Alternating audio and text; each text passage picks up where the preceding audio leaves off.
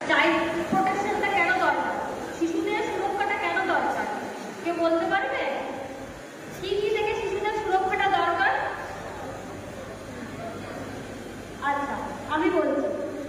প্রথম কথা, শিশুদের মতামতের কোনো গুরুত্ব আছে? আইনগতভাবে মানা হয়? নয় তো? শিশুদের কি কি সমস্যা দেখা যায়? প্রথম কথা, বাল্য বিবাহ বা চাইল্ড ম্যারেজ দেখতে পাও? শুনতে পেয়েছো চাইল্ড ম্যারেজ বিষয়টা? শিশু পাচার বা চাইল্ড ট্রাফিকিং, এই বিষয়টা শুনেছ? আরেকটা হচ্ছে পক্সো, মানে হচ্ছে শিশুদের যৌন অত্যাচার, এই ব্যাপারটা শুনেছ?